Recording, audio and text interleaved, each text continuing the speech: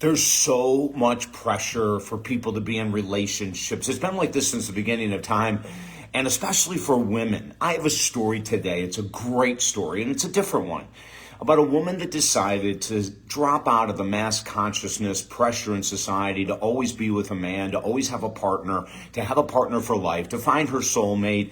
When I tell you the story, I think you're going to find it's pretty cool. And maybe this is the right move for you. You know, not everyone is supposed to be in a long-term 50, 60, 70-year relationship.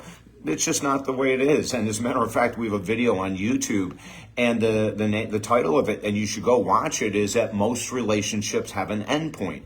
Most relationships have an end game. In other words, most relationships don't last a lifetime. Think of maybe the friends you had in high school or college that you said you'd never, ever let go of, but are you still in touch with all of those ones that you said you'd never let go of? And what about the pressure in society? I mean, my God, girls from the age of 2, freaking fairy tales are telling them to wait for the prince, look for the prince. You're not enough on your own. You're not whole. You're not complete. You have to have a man to make you complete. My God, it's 2023. We have to awaken to a new reality. That this whole thing about a relationship being the end all to everything is not true at all.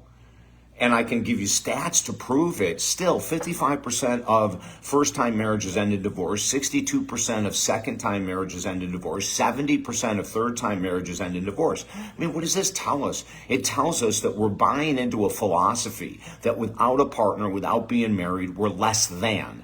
We're less than whole. We're less than perfect. If you don't have a man, especially from a woman's perspective, there's something wrong with you. How many times have I worked with clients in 43 years where women come in and say, you know, all my girlfriends say you were the greatest catch in the world. How the hell can you be single? And there's a lot of reasons why some people are single. Maybe they haven't cleaned up their past and they're attracting similar-like relationships that aren't healthy for them. There are some people that are petrified of being alone. I've worked with men and women that jump from relationship to a relationship because they're so afraid to be alone, and they want everyone to see that they're a good catch, right? But there's so much more engaged here. Let me get into this story. First, you're listening to David Essel Live, the galaxy's most positive podcast. We've been doing this for over 35 years, 43 years in counseling and coaching, and 35 years as a podcast host, radio host, television host, and so many more things. So here's the story. It's this incredible story of this woman that came to me. It was around 1999, 2000, and she said, David, you know, I've been single for 7 years. My last relationship was pretty rough. It ended in a bad way. And at the end of 7 years, all I've heard my girlfriend say, my parents say, is that you've got to find love. The reason you're on earth is to find love. She goes, and I just feel so much pressure. I want to work with you and kind of try to decide what's right for me. So we did this great discussion, and we went back into all of her relationships, and I had her write down all the benefits she got out of each individual she was with. I had her write down the challenges that came. And then I had her write down what, if she was going to be in a relationship, would the ultimate relationship look like? And she said, you know, I've never done any of these exercises. And we started to see patterns, right? She was attracting very similar type men. And so she said, you know what I'm going to do is I'm going to work with you for a year. I'm going to forgive all my past lovers, my 2 past husbands. I'm going to forgive people that have been jumping on my back that I need to be in love and I'm a perfect catch and all that kind of stuff. I'm just going to do this work. I'm going to get free. I'm going to forgive everyone that I still have any kind of hang up with, and then I'll decide what to do. So we worked together for a year, and at the end of the year, she said, I'm going to take 2 years off, and I'm going to contact you. I said, fantastic. 2 years, almost to the day it was, she contacted me and said, you know, I decided I'm going to give dating another shot. I said, fantastic. And she goes, if it doesn't work, you and I will be in touch again. And I said, listen, good luck. There was another several years that went by, and then I got this email from her saying, hey, I'm ready to set up sessions. I want to join you for 3 to 6 months. I don't know how long. Let's start out with 3 months. And she went on to tell me about the relationship. I said, what happened? She said, actually, we ended as friends.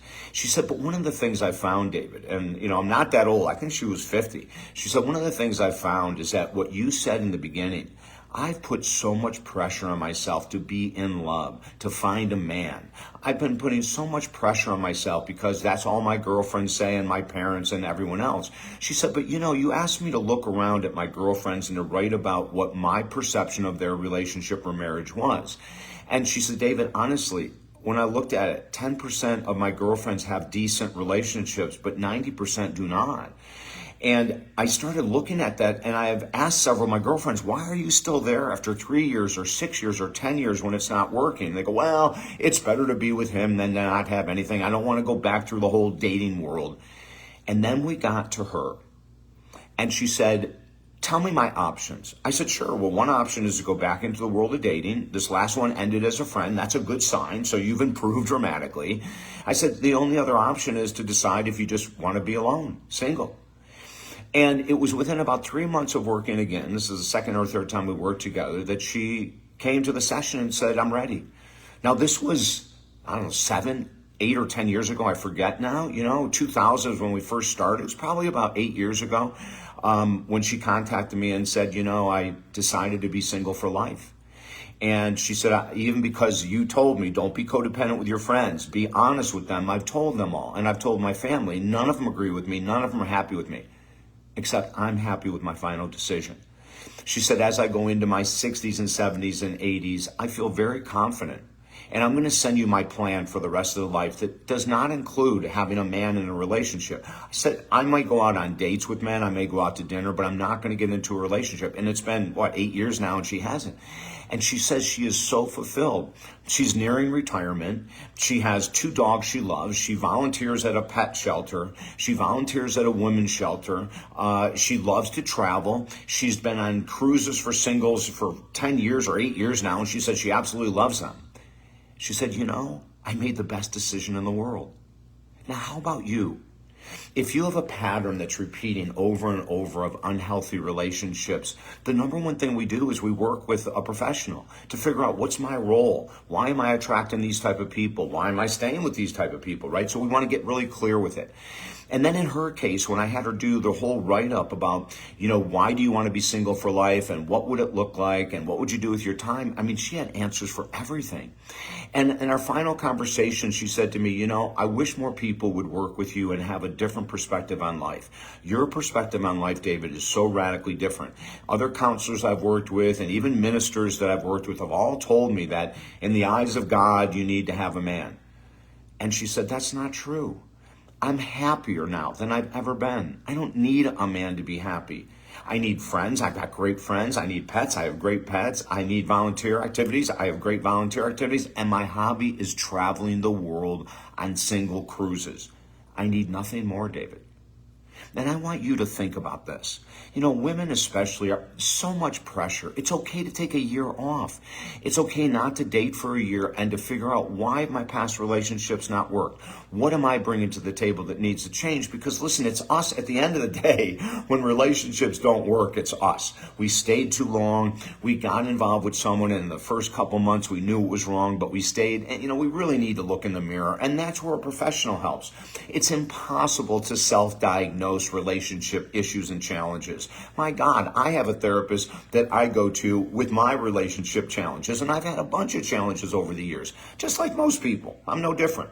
If you need help, reach out to me at talkdavid.com. Don't forget, we have 4 books absolutely free at talkdavid.com. One of them is a downloadable Audible, so go there and have a blast. You can go to our YouTube channel right from talkdavid.com, and there's over 2,000 free videos. Relationships are a big topic, and if you need me, I'm at talkdavid.com. Make a decision in regards to relationships that's best for you. Until next time, have a beautiful day.